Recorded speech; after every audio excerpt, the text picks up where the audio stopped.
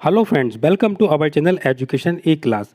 आज के education e class के वीडियो में आपको 20 महत्वपूर्ण प्रश्न मिलेंगे। अगर आप सीटेट, यूपीटेट, एमपीटीईटी एवं अन्य राज्यों की टीईटी की परीक्षाओं की तैयारी कर रहे हैं तो आपके लिए ये प्रश्न बहुत ज़्यादा महत्वपूर्ण होंगे। इस क्रम में ये पार्ट नंबर हमारा 9 है। तो चलिए फिर शुरू करते हैं आज की अपनी education e class question number 1 के साथ।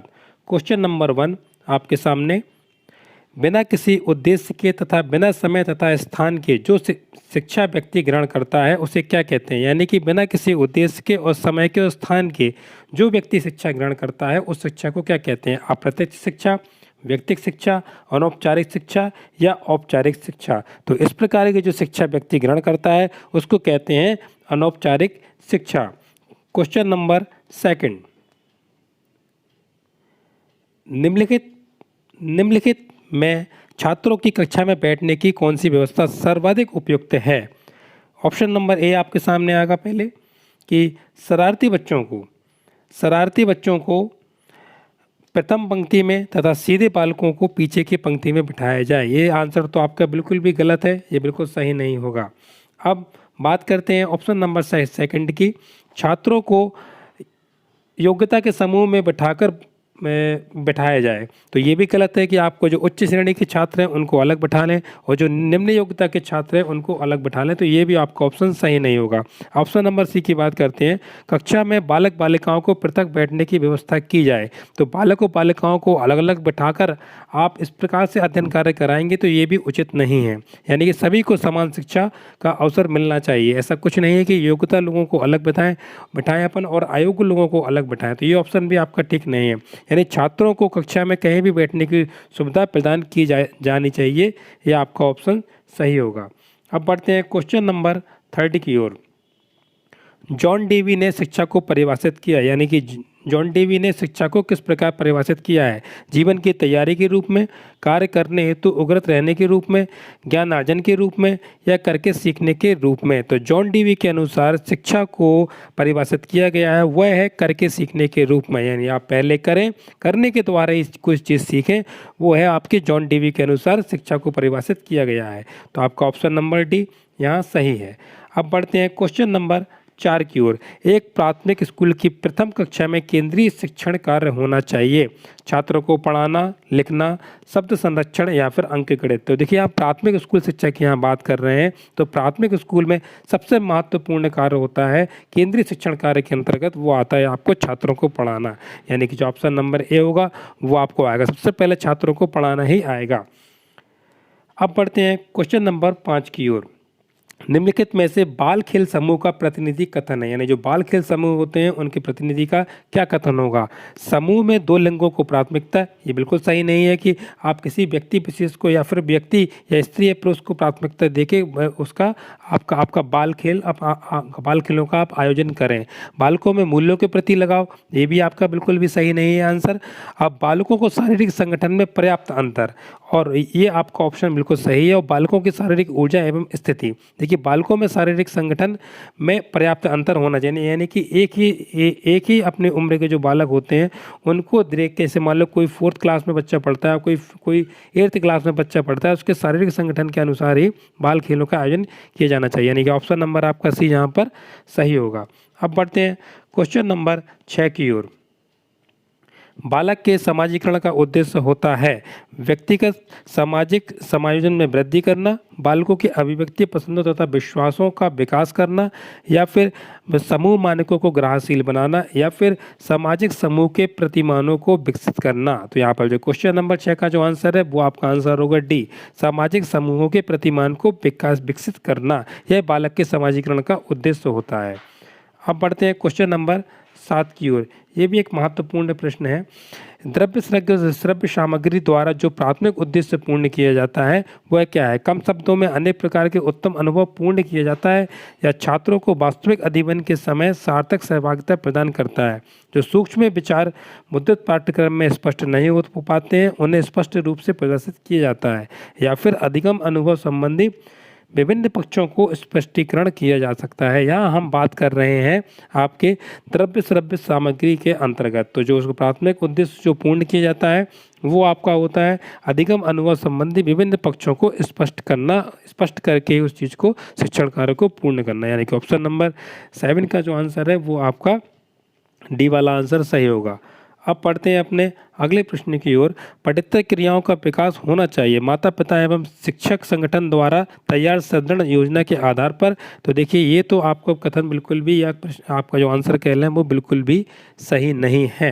दूसरा है सामुदायिक आवश्यकताओं के अनुभव के आधार पर, ये भी बिल्कुल सही नहीं है। सभी क्लब के प्रभावी पर्यवेक्षण के आधार पर नहीं होगा।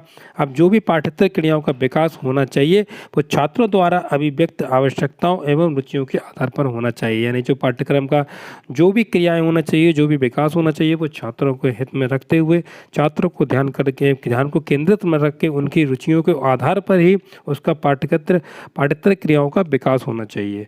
अब बढ़ते हैं क्वेश्चन नंबर 9 की ओर। छात्र के विकास एवं बुद्धि के उद्देश्य से सर्वश्रेष्ठ शिक्षण निम्नलिखित में स्तर पर किया जाना आवश्यक है। स्नातक स्तर पर ये बिल्कुल आपका गलत होगा, इसका हाई स्कूल स्तर पे भी नहीं, माध्यमिक पे भी नहीं, यानी प्राथमिक स्तर पर छात्रों के विकास एवं बुद्धि के उद्देश्य से सर्वश्रेष्ठ शिक्षण किया जाना आवश्यक है। अब बढ़ते हैं क्वेश्चन नंबर 10 की ओर। मौशाले के वर्गीकरण के आधार पर निम्नलिखित में से कौन सी आवश्यकता तृतीय क्रम पर स्थित है? आत्मसम्मान की आवश्यकता, प्रेम की आवश्यकता, मनोशारीरिक आवश्यकताएं या सुरक्षात्मक आवश्यकताएं। तो मैस्ले के वर्गीकरण के अनुसार तृतीय क्रम पर जो है वो है प्रेम की आवश्यकता। Question number 11।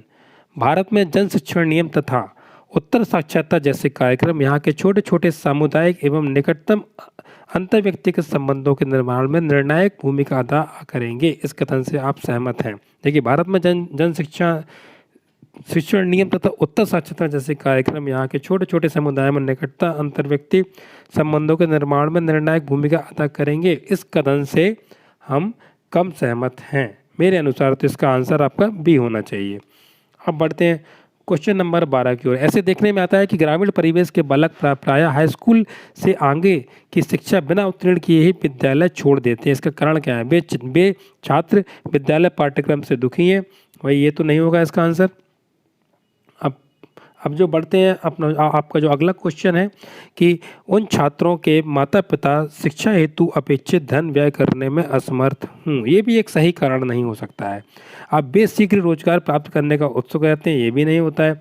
यानी कि जो ऑप्शन नंबर डी अपने शिक्षकों से अंतर व्यक्तिगत संबंध उपयुक्त ना हो। अगर वो शिक्षक से अपना कम्युनिकेशन उनका ठीक नहीं होगा, उनको आपस में एक दूसरे से तालमेल नहीं बनेगा, तो उनको पढ़ाई में कहीं ना कहीं मन नहीं लगेगा। इस कारण भी एक महत्वपूर्ण कारण हो सकता है, ये एक मेन कारण हो सकता है कि विद्यालय छोड़ने का। हाई स्कूल से आगे की शिक्षा बिना उत्तीर्ण किए ही विद्यालय छोड़ देते हैं।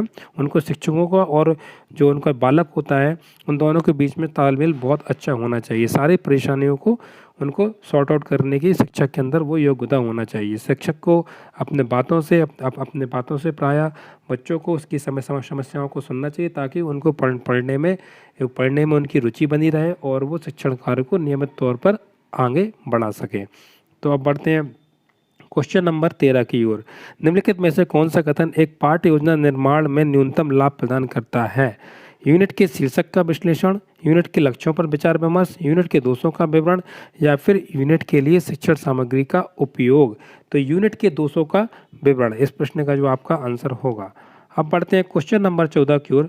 भाषा को उपयुक्त तरीके से परिभाषित किया जा सकता है। जैविक विकास का परिणाम, उत्तम समस्या समाधान की दिशा में एक कदम, या अनुभव को प्रकट करने का उत्तम उपाय, या फिर आत्म में उन्नति का माध्यम है। तो यानी जो क्वेश्चन नंबर 14 का आंसर है वो आपका सी है, अनुभव को, यानी अनुभव को प्रकट करने का उत्तम उपाय है।